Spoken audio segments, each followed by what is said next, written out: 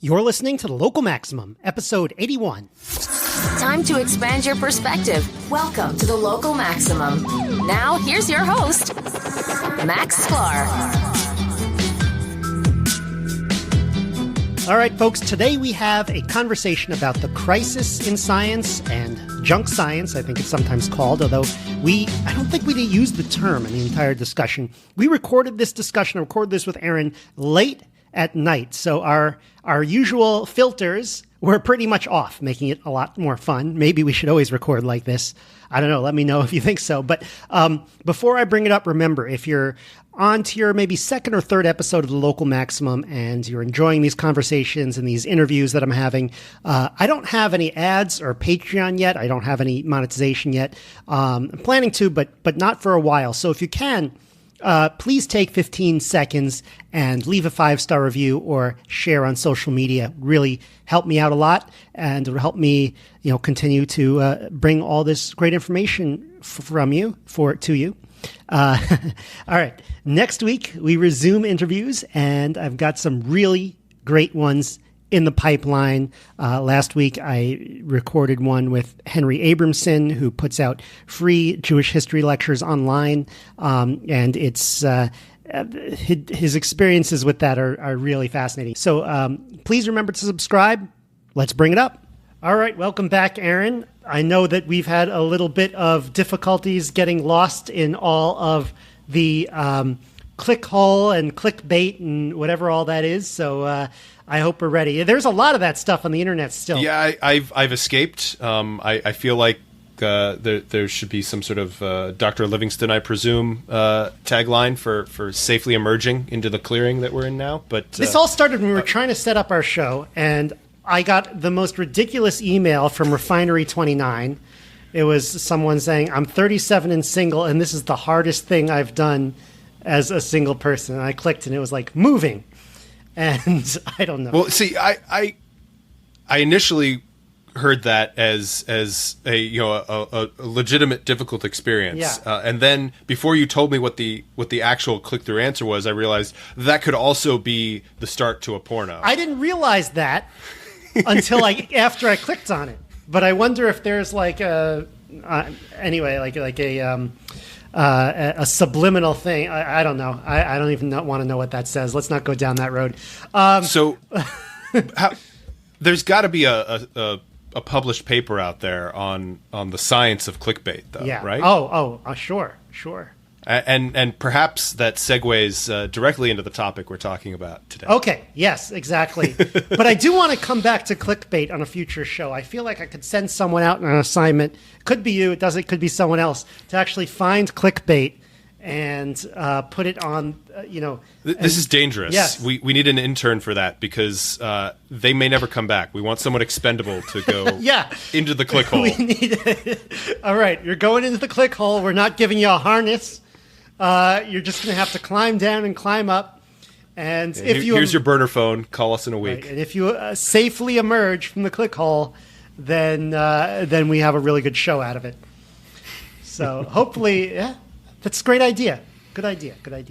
All right. So today I want to talk about, there's been a lot of articles recently about the reproducibility crisis in science. And this is something that I talk about all the time. I talked about it. Just to clarify, this is not about the dropping birth rate in the United States. No. I didn't even know there was one. But anyway, this is about scientific articles or scientific studies, not being able to reproduce. In other words, like, junk science or studies that end up having to be reversed or, And reproducibility is a tenet of the scientific method. Yeah, it's pretty important. That if you can prove something, prove is perhaps too strong a word, but if you have evidence, scientifically significant or statistically significant findings, they should be repeatable. Right. And this was, when I was in Lviv talking about data science and given my course there, I started with motivation for learning Bayesian statistics and learning statistics in general. And one was this reproducibility crisis in science. That's really why you want to be up to date on your stats. Even if you're not, look, if you're mathematically inclined and machine learning inclined, you should look into that. But if you're not, you should at least learn about like what the issues are around it, which is what this podcast, Local Maximum, kind of helps you do. So we haven't actually covered the reproducibility crisis in science. I thought we covered it all the time. I don't know, but like we haven't covered this since episode 22 on p-hacking, which I think is almost a year ago. Probably, more than a year ago. And we haven't covered it since. But this is not an issue that's going to go away just by pointing out that a lot of scientific studies are wrong or incorrect or unreproducible. Doesn't mean that they're going to stop being produced, because there's a certain incentive structure in place that keeps these articles like being created over and over again, and that's not going away. And so I don't know. I fear it's going to get worse before it gets better. It certainly seems that way. But before we throw in the towel and conclude that science is doomed, maybe we should dig into a little bit of what exactly what form does this reproducibility crisis take? Oh, well, there are a lot of different forms. The one that I talk about, which is probably not entirely fair, but the one I talk about in the Bayesian statistics context, is how frequentist statistics has something called a p-value, which is, and this is a hard one to kind of internalize what a p-value is, but it's like how likely are you to get a result this extreme, given that your experiment group and your control group really are the same. So in other words, let's say, I don't know, pick some horrible experiment that you can run. Let's say I have some mice, and I have one group of mice that I give like a really nice, cage to, and then I have another group of mice that I torture, which I hear is what scientists like to do. And then I find that the ones that are tortured actually don't live as long. And then the question is, well, how likely is it to get that result just by having two random groups, or a result more extreme than that, like with them living even less long? So that's sort of the question. But the problem is, if you run these experiments over and over, eventually you'll get a hit. In other words, just by pure luck, you'll get a p-value that looks significant. And if you run these experiments, if you run enough experiments, eventually you'll get something that is publishable, and that's a problem. Yeah, and I guess a big part of it is that there is not the incentive to attempt to replicate work that has already been done. That there's no glory in confirming somebody else's results. With an article that simply says, newsflash, thing we already knew, still true. Yeah, also, I mean, there's not a lot of incentive to invalidate your own results. Well, yeah, sure, there's that. That's also a problem. And it's a problem in academia, it's a problem in business, too. Unless by invalidating your own results, you are coming up with something much grander and more earth-shattering. Right. Which is rarely the case in these contexts. Even if you're working in a corporation, look, if you find that what all the executives believe is not true, sometimes you got to go in and try to change their mind. But sometimes people don't want to change if they've been staking their career on this the whole time. They're not going to want to change. So a few fun articles on this out. First of all, on Reddit today, or which will be a couple weeks ago when this goes out, it's someone. What's the headline from this Reddit? Is that this post is by Chief Kull, Kul. I've reproduced 130 plus research papers about predicting the stock market, coded them from scratch, and recorded the results. Here's what I've learned. So basically, you kind of scroll down, and how do I put this? He learned that, they're all full of crap, is what he learned. To be more specific, he learned that a lot of them had results that are not significant. A lot of the people who write these papers say, well, once we put the paper out there, of course it's not going to work because people are now using the results of our paper in trading, and so they've traded away the advantage. But then he said, no, I even tried it with old data. It still doesn't work. So sorry. And another thing is... and there's a question about the value of a scientific finding if you have some sort of research uncertainty principle that once you publish the research, its findings are no longer valid. It raises a question of, was it ever valid? Right. Or was it just how useful is that information? Well, it's for if somebody actually used it to trade away the advantage, it was very useful for them because they made a ton of money. But you don't know if that's what really happened or not, or whether it was just a pattern that happens to crop up and but was just kind of random fluctuations of people looking for patterns. It's sometimes hard to say. He said in some cases you did get a real advantage, but that advantage was so small that they did things like ignore the transaction fees, and then that trading that trading I want to say trading bot. I really should say that trading strategy. The advantage goes away when you take transaction fees into account. And what was the other one that he found? People using data from the future. That's a common one, more common than you would think. And that's what happens when somehow you have, I'm trying to predict the price of a stock for tomorrow.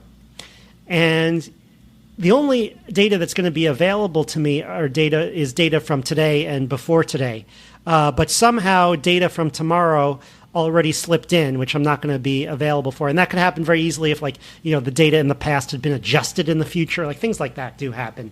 Yeah, and in the context of predicting the stock market, thinking of this in terms of past, present, and future makes sense. But from a more generic approach, it's simply a case of contaminating your training data with your testing data. Right. That if you have data that's in both or some sort of leakage between the two, then you don't have a legitimate comparison of how your algorithm or your strategy is actually performing. Right. And I love this. He had an award for most frustrating paper that he awarded to this paper called A Deep Learning Framework for Financial Time Series Using Stacked Autoencoders and Long Short-Term Memory. Now, I should talk about what this is. This is the type of thing that you would use in something like image recognition. And stock market prediction and image recognition are two very different problems. First of all, image recognition, I believe, is a very solvable problem. We know that because our eyes and brains solve it. It might be difficult, but stock market prediction is solvable too, but it's different in that it's adversarial. And like you said, the advantage can be traded away. There's not a scenario where if I observe that the next 10 pixels are likely to be green, and so I invest in green pixels, that's going to change the likelihood of those pixels being green. You don't get that in image analysis. Right. You get optical illusions sometimes. Both humans and machines have optical illusions, but in reality, I know when I see someone walking down the street, and it's not like the next person walking down the street is going to be more invisible or something like that. We've evolved over a long time to see things, and the landscape doesn't change, at least not to any wide degree. In contrast to what the stock market does, and also the stock market, the patterns, there's a qualitative difference. The type of patterns that you see there, the patterns in images are very rich and complex, and they are layer upon layer upon layer of abstractions until I get, what's this? A water bottle, right? But before that, I see certain textures, certain images, certain shapes, and I kind of put it together, and I have this concept of a water bottle. Whereas the stock market, okay, that could be affected by macro trends, profitability, but is it really all of these concepts kind of building on each other with lots of different layers of abstraction in the same way? It really isn't. So something designed for image recognition, I don't think we can say it will automatically work for stock market analysis. Although people will keep trying, and I'm sure that some people do it successfully. But if they do, they won't be telling us about it. I can tell you that. Yeah, so I guess the allegation here is at least in the case of these particular studies, that there's p-hacking or overfitting, not necessarily anything malicious, but that the results can't be replicated, that these techniques cannot be used in the same way that they were in the original papers. Oh, but people want to make a name for themselves. They want to make a name for themselves in finance. They want to make a name for themselves in academia. And who's going to check the paper? They might get accepted to a journal or a conference, but even they're not going to try to reproduce the paper. They're just going to read the paper technically to see that it all checks out. Well, right. So there is the process of review, and I do not work in the field of science. It feels weird to refer to it so broadly, but so I'm not involved in peer review. But is replication ever part of the review process, or is it purely just have these experts in the field read the paper, and if they can't point out any glaring errors or mistakes, then we're good to go? Yeah, I think they're checking for logic and consistency, and does it address all of the current literature? Is it significant? All those questions. And I can understand why they don't want to delay the publishing of the paper to have somebody go and fully replicate it. Oh yeah, because that can take a significant amount of time, and they're not being paid. You've also then somewhat leaked the methodology that you get into the intellectual property dilemma of first to file or first to publish type scenarios, which I'm sure would be very politicized in the scientific academic world. But at the same time, not having any sort of replication raises serious questions about the how much weight we should assign to these findings. Yeah, I mean, imagine being an automated trader trying to use these. I mean, I hear from people like these complicated ones. No, that's not the ones they're using. You really want to find simpler ones with very clear advantages. That's sort of the track. But well, no one likes a black box, yeah. And anything sufficiently complex might as well be a black box. Yeah, and way more prone to overfitting, certainly. Okay, so the next story on this is a blog post by very well-respected, high-level Columbia statistician Andrew Gelman, but he's just chucking bombs at people here, which I like when people like that do that. It's always kind of funny. I can't remember which episode it was, but I remember perhaps referring to him as friend of the show is overstepping, but is it Nassim Taleb? Yeah. We talked about there was some beef in that world he's waiting using. He's waiting on this particular beef. Ah, okay. Yeah. Oh, yeah. So this isn't just similar. This is immediately adjacent. Yes. And right, Andrew Gelman is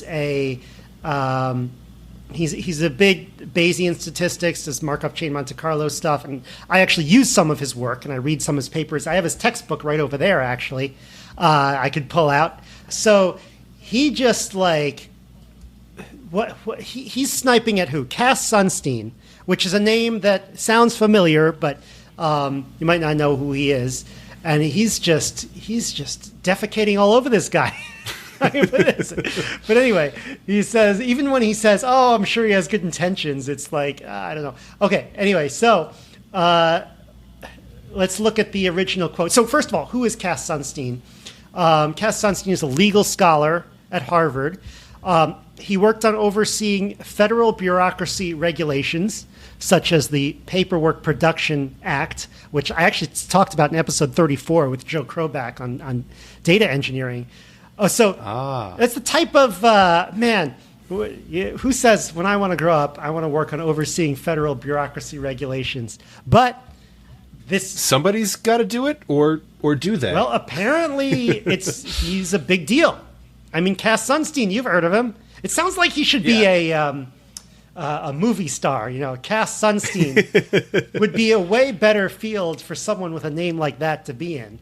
Well, yeah, it's very close to Butch Cassidy. Yeah, I guess so. And the Sundance Kid. Yeah, if you kind of put it together and rearrange it all. Okay. Anyway, so he wrote a tweet. This is Cass Sunstein now, and not Andrew Gelman. He said, "It is right and important to ask whether social science findings can be replicated, but in another life, the replication police would be Stasi." And I think that's like the East German police under the communists. Then he wrote later on, deleted it on the ground that it came across not as funny and as having a grain of truth, but as unkind and harsh to good people doing good and important work. Many thanks to you. Okay. Yeah, I mean, I think he probably meant this in the same vein as calling someone a grammar Nazi. Right. But that term has been so devalued, grammar Nazi, that nobody thinks about real Nazis when they think about a grammar Nazi. Right. Whereas invoking the Stasi is a little bit different. Yeah. Well, at least. But even so, getting to the core of the issue, so beyond the mudslinging, is this question of, are they being pedantic in saying, where's the replication? Or perhaps is this just an excuse for, well, I don't like your finding. It disagrees with my worldview or my philosophy, so I'm going to cast doubt on it by saying, where are the replication studies? Well, that has happened a lot in history. I should say that because, well, the canonical example is, does smoking cause cancer? Sure. The most important guy in frequentist statistics is R.A. Fisher. He was a statistician. I think he invented the p-value. He, to his dying breath, would say that smoking does not cause cancer, and because you can't prove a causality. And so he recognized there was a correlation, but he was debating causality. Exactly. Or was he debating, or was he doubting that there was even a correlation? No. He admitted the correlation, but he kept on saying, well, you can't prove causality, which is not really true, but it's harder to prove. Does cancer cause smoking? Yeah, right. I only half jokingly ask that, right? Because we do know, or at least we now think we know that there are certain genetic predispositions to certain types of cancer, right? And so maybe those are tied to also predispositions to pick up certain habits. Yeah, that's exactly that are also correlated with smoking. That's exactly what he said. I can see how you could construct an argument that leads down this path. That's what he did for many years. And he got paid. It is that proverbial path to hell, which is paved with good intentions. Well, he got paid very handsomely by the tobacco industry for many years to do that. But from what I've read, it sounded like he was really a true believer in that stuff. But anyway, so yes, you could sort of snipe at findings by asking where's the reproducibility, but it is a real problem. So I don't know. I feel like there has to be a lot of nuance. I don't know what Cass Sunstein was talking about in particularly in this case. I don't know. It could have been one situation that set him off. But anyway, Gelman digs up a passage from Sunstein's book Nudge, which was like from 10 years ago, citing some researcher that has now been discredited called Wansink. Brian Wansink. So Cass Sunstein cites research of Brian Wansink. Wansink has been, he says, has been discredited as one of these people who kind of fudges his research. The findings were that when people were given more food, they ate more. So it's like, okay, you fill up someone's soup bowl automatically as they're eating the soup. They eat way more soup. Oh, this was the bowl that filled from the bottom? Yeah. And so... I remember hearing about this. And there's I think there was an Ig Nobel Prize awarded for this. Yeah, that might be the same guy. But the one that they were talking about here was popcorn. They were giving people stale popcorn that didn't taste any good. And they gave some people a little bit of popcorn to watch in the movie. Who goes to the movies and has this happen to them? I want to know, stay away from these from these researchers, let me tell you. Okay, so you get popcorn, but it was stale popcorn, didn't taste good. But they gave some people a small thing of stale popcorn, and they gave some people a big thing of stale popcorn. And the people with the big thing of stale popcorn ate more. And, okay, there are conclusions to that there is definitely a correlation there, probably a causation there. But some of the results were things like people are easily fooled, as one of the results. And I think that has to be talked about because that was kind of the point of the book. That's a point. A lot of people make that point a lot, that, oh, people are easily fooled. On the other hand, have you ever tried running a marketing or advertising campaign? It is not that easy to fool people into buying your product. There's a sucker born every minute, as P.T. Barnum famously said, or maybe apocryphally said. But it takes a person with certain talents to leverage that. Right, and also to find the sucker. So maybe most people are not easily fooled. Well, this actually gets to an interesting thing about spam emails. Yeah. Which kind of loops back to some of the clickbait we were talking earlier about. But if you've noticed that in the last 5 years, maybe even a little bit longer than that, some of the like Nigerian prince scam emails that you might still be getting have gotten. It almost seems like they've gotten worse. Yeah. Like and it is specifically done so that they filter out all the people who would be skeptical. So someone who is less likely to be willing to hand over their social security number and bank accounts is going to automatically look at that email and says, this is a scam, delete. But somebody who looks at it and says, this, Prince so-and-so has $40 million that he needs me to assist him with transferring. If you will fall for such a poorly formulated email, then you're much more likely to be able to be strung along for the full con. Gotcha. And so it's an interesting psychology methodology that they're making their initial hook worse to increase the yield of their pipeline. That's interesting, because I've engaged... They do their best filtering with the first step, and then they've got gold the rest of the way through the process. I've engaged with some of these people to like waste their time and have a little fun, and it's So and again, he also points out people claim they weren't influenced, and like the findings were, well, they were influenced, they just didn't realize it. But also, statistically, he's saying it could have been that no, the people who said they weren't influenced, but it was other people. So statistically might have been right. There's sort of this like, I think the big question is over whether these subliminal messages are making us change in our big decisions. And I'm not so sure. I think the big question that I'm thinking about in my head is when Google changes their auto-completes. I was going to say this ties exactly back to what we were talking about. How much are they changing how someone votes? Can something like autocomplete specifically, something that you only see kind of a little bit of, how much can that actually change election results? Right. And the answer is probably not zero, but it's also probably a pretty small number. Yeah. But it's being able to quantify that would be useful. Right. And so it's hard to say. I mean, this is an interesting issue. I don't know where each of the statisticians comes down on it, but I think, I don't know, taking a very negative, overly optimistic or overly pessimistic view on people is going to get you burned. And for some reason, I know people who take an overly optimistic view of people are going to be disappointed, but people who take an overly pessimistic view just annoy me so much because I don't know. They're more likely to come out ahead more often, but they're also less pleasant people to be around. Hey, you're part of humanity, and if you don't like humanity, why don't you get out? Well, many of us are self-hating humans. So. Okay. That's to say nothing of the pro-extinction campaign within humanity. There is.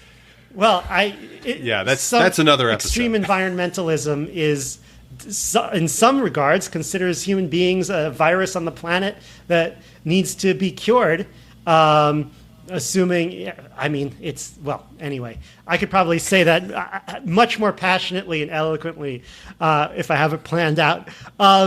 So let me read just a couple quotes from the blog post that I think are... So these are quotes from Gelman? Gelman, yeah. Here's the point. From one standpoint, Brian Wansink and Cass Sunstein are similar. They're both well-funded, NPR-beloved Ivy League professors who've written best-selling books. They go on TV. They influence government policies. They're public intellectuals. All right, I get the type. Now, just to clarify, one could easily read that statement and think that Gelman is some sort of alt-right pundit, but that is not where he's coming from. No. He's not.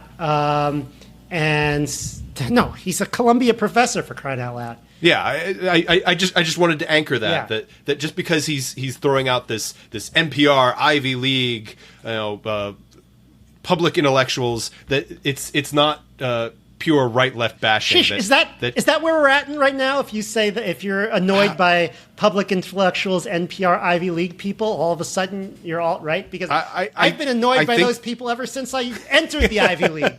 Well, you to hijack an old comedy routine. If you dislike those things, you might be a deplorable. Oh no, I didn't vote for Trump. Come on. All right. Sorry, I didn't mean to drag us in that direction, Yeah. but I wanted to confirm that he's not saying this from a political standpoint, more from a philosophical. Yeah. All right. So and then he ends with, to put it another way, I'm disturbed that an influential figure such as Sunstein thinks that the junk science produced by Wansink and other purveyors of unreplicable research are masterpieces, while he thinks it's funny, with a grain of truth, to label careful, thoughtful analysts such as Brown, Dreber, Simonson as Stasi. So I assume those are people who are involved in calling for more replication.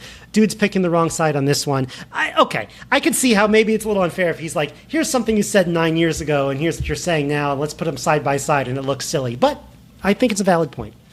Yeah, and the big question would be, has he ever walked back because something that was published a decade ago, was it known at the time that there were these issues with the study?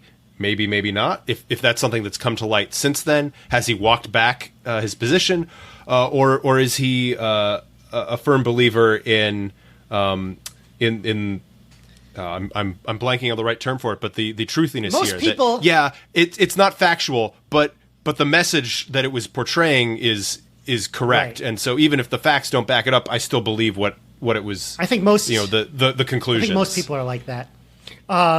But it's hard not to be sometimes. And also, it's an easy trap to fall into. I think that most people don't remember what they wrote 10 years ago.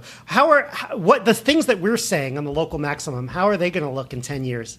You think we're we're going to look good, or you think that's a Pandora's box that unfortunately I'm not going to be able to close. We'll find out. Yeah. Unless we pull all the records from the internet starting now. Yeah. No, even then. Surprisingly, Aaron, I used to be worried about this. I've looked at some things that I've written a long time ago, and I don't. If somebody's trying to get me, it would be interesting to see what they come up with. But I've been putting myself out there for a while. There's nothing that I particularly regret. Although you have yet to be targeted with a gotcha journalism. As far as I know, I'm the only one with the records on the local, not a local maximum, on college radio. Max and on the Max Wiz. and the Wiz, yeah. So we'll see. I'm certainly not going to pull it out to play gotcha on the Wiz, but I might have to pull it out to defend myself at some point. So we'll see. But who knows? Maybe somebody recorded it. I doubt it. Like, who's going to be tape recording random radio? Like, people don't do that. There are weirdos everywhere. Yeah. All right. But so to kind of loop back to what we were saying, that what did he know and when did he know it? There's this big issue with replication, particularly for Gelman is making the assertion that this work has been somewhat discredited. The Wansink work. Even his thing on Wikipedia says Brian Wansink is a former American professor and discredited researcher who worked in consumer behavior and marketing research. Now, discredited researcher on Wikipedia, I don't always believe it. That raises some red flags. No. What? Hold on. Let me say what I was going to say. I don't always believe it if it's on Wikipedia, but if it's on Wikipedia and you're an NPR public intellectual guy, you're in big trouble. Those two things don't go together. Yeah. So I guess the question is, if the consensus has moved that the work they did was wrong, how has that information propagated through both the field itself and the public at large? Because I remember when some of this stuff was being published originally, that it was all over pop sci. Yeah. That it was the type of thing that news outlets misrepresent because they read the first couple of lines of the abstract and they get a big headline on it. But you almost never hear any sort of retraction or correction of that type of thing. And if you do, it's buried very much within the publications of the field, and it never makes it out to the public-facing pop-sci aspect of it. Are subliminal messages like a real thing, and how much do they really factor into marketing and advertising? Because I do feel like that is way overblown. Well, I think that marketing and advertising is not heavily driven by statistics and science, right. And that it is a field that is dominated by what one could reasonably call pseudoscience. Right. But I mean, ultimately, the business have to be doing something right. But like we say in Foursquare. But do they have to be statistically significantly right? Yeah, they just have to be right enough to keep cashing the checks. Right. I mean, it's well known that a big portion of the marketing budget is always wasted. But they don't know which portion. So one of the things about a study like this is that it is replicable. Is that the right term? Replicable? Sure. It can be replicated. And so that is of huge value in the design of a scientific study. You're talking about the popcorn study? Sure. And any of these types of studies. Is that even worth our time replicating? I mean, that just sounds like a stupid study. Like, what is that? That's another question. What does that teach you? But it's a study designed to get on TV. like seriously, like. Well, there's a famous one with kids with the marshmallow. Are you familiar with this one? Yeah. Which I believe has also been largely discredited. Really? I didn't know that. I think the discredited might be too strong a word, but I think much like this study, the conclusions were overinterpreted, that they ran too far. Right, so they said, okay, the kids who... So let's actually talk about the marshmallow study. And that there may have been other confounding factors there that weren't accounted for. Not everybody knows the marshmallow study. So that was a study, I don't remember when it was done, but it was like, okay, do you want to eat one marshmallow? They took a bunch of kids, and they said, do you want to eat one marshmallow now, or wait a few minutes and then you get two marshmallows? Is that it? Yeah, and I think they not only had to wait, but the marshmallow was sitting in front of them, so they had to actively resist eating. Okay, fine. For whatever the period of time. And then they correlated that to success in life or something like that. Right, and there may have been some stuff on breaking down what types of children, what things in their life and their genetics and their upbringing and their environment determined whether they were a eat one now or eat two later kid. Yeah, and was that significant? Or, I mean, I don't know. I almost want to look it up and maybe come back at the end of the show and sort of talk a little bit. Yeah, I'm fuzzy on it, but I feel like there was an episode of the Freakonomics radio podcast where they revisited this years afterwards and basically came to the conclusion that it was perhaps not incorrect, but certainly overblown. Right.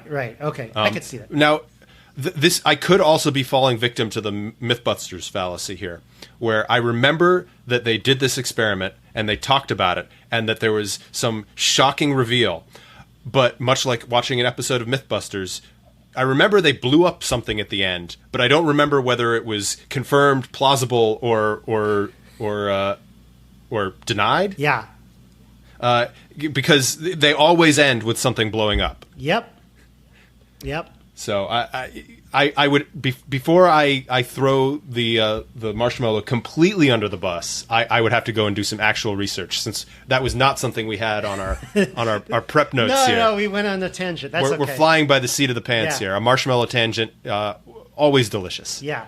So we might have to come back and either revisit that on a future show or have something. Talk about revisiting. What was he was also, we've since confirmed that Lansink was also behind the bowl of soup thing, where they keep filling your bowl of soup without you knowing it, and so you eat more and more. What is this guy doing to people here? Which I think is ingenious. I would love to have that bowl of soup that never ends. Assuming it was good soup.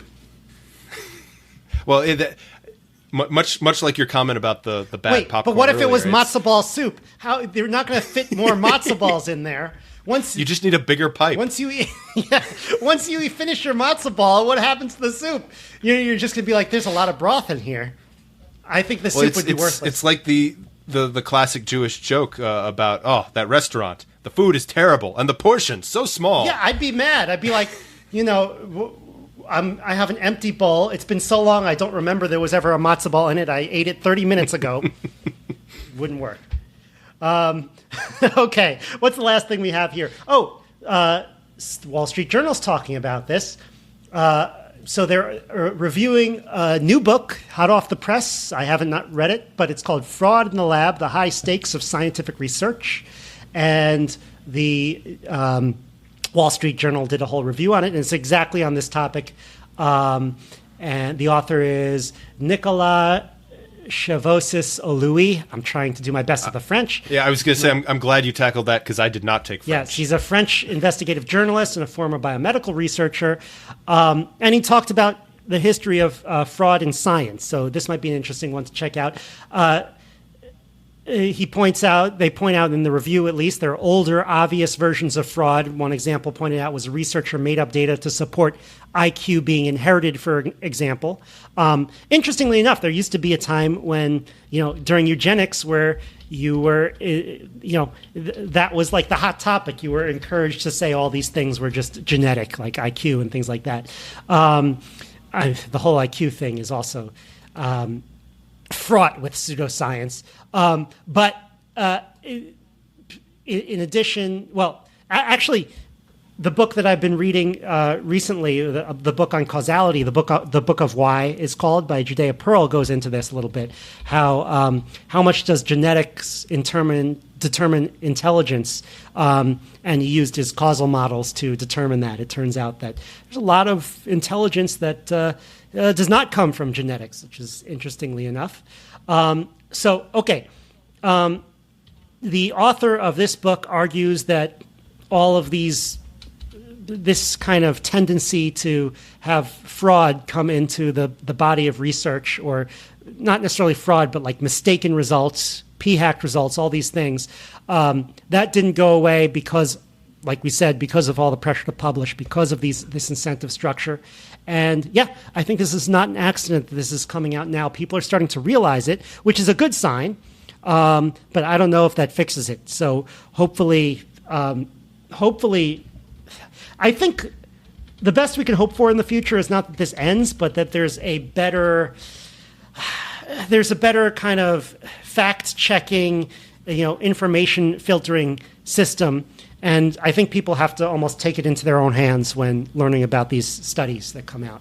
Yeah, I was going to say one of the biggest red flags is, and that's, it doesn't apply to the Wansink case here, but if you're trying to replicate something and they will not provide you with the data they used, if they refuse to share the raw data, that sends up huge red flags for the validity of their conclusions, because it's a major roadblock to replication. Yeah, and that is something you do see in some studies. For whatever reason, they're saying that they can't or won't share that information. Yeah, and that's not necessarily being held up as a reason to reconsider the conclusions they've drawn, because it's very much inside baseball for the academics that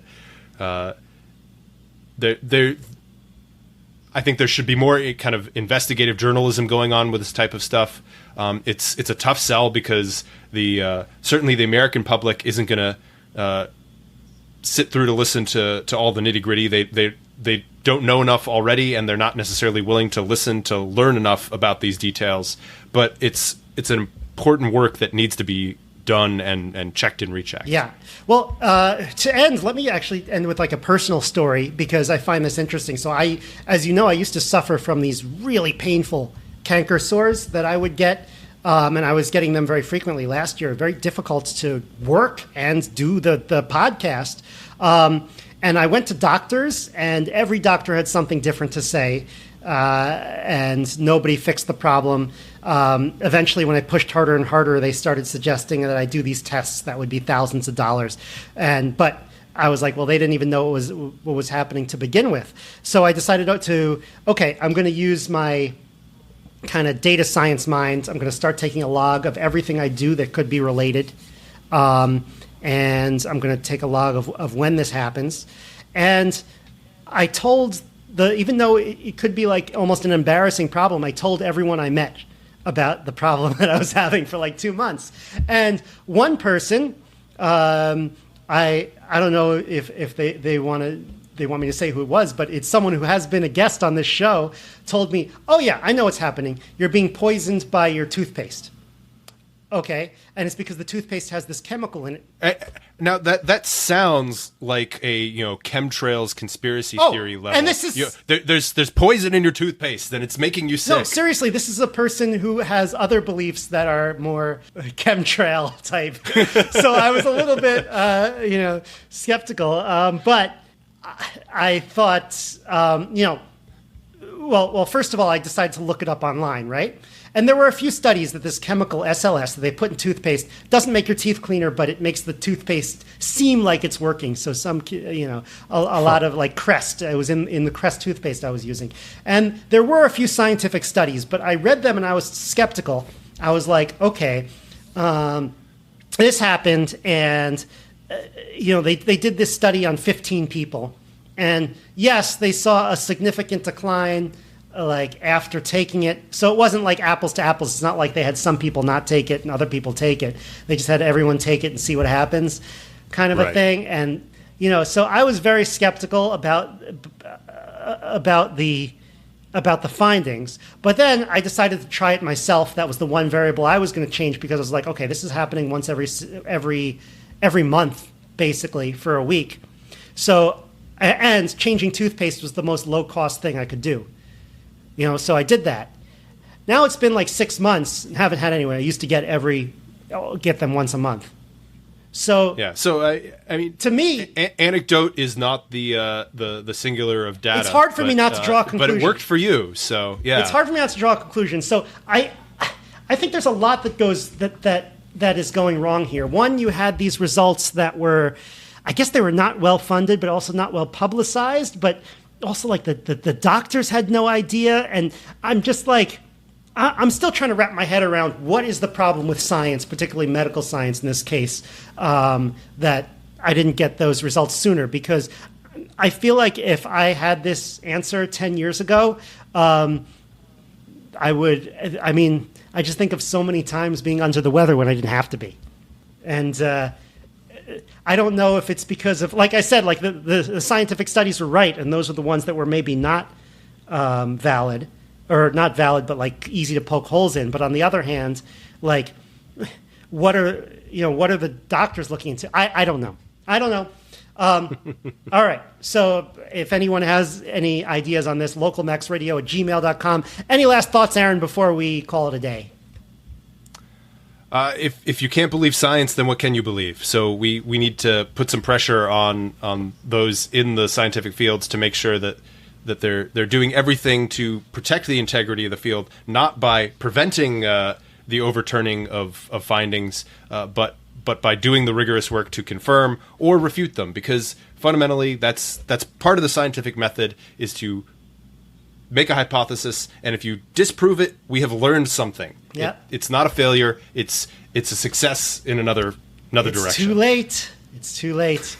No, I think the distinction... I was trying to go out on a positive note here. You got to bring us all down. A distinction should be made by science and scientists in the scientific community. One is the unobjective pursuit of truth, and the other is a bunch of humans who suffer from... who have the same faults that all humans do. It's part of being human. And we've touched on it tangentially, but there is the whole scientific journals as a business issue that only complicates all of the symptoms we've talked about here. All right, Aaron. I think I'm going to call it a day. Thanks for doing a double header with me today. This will go out. I'm not sure if this is going to be which episode this is going to be, but this will go out soon. Very good episode. Well, to those of you in the future, farewell. All right. Have a great week, everyone. That's the show. Remember to check out the website at localmaxradio.com. If you want to contact me, the host, or ask a question that I can answer on the show, send an email to localmaxradio@gmail.com. This show is available on iTunes, SoundCloud, Stitcher, and more. If you want to keep up, remember to subscribe to the Local Maximum on one of these platforms and to follow my Twitter account @MaxSklar. Have a great week. Feel the power.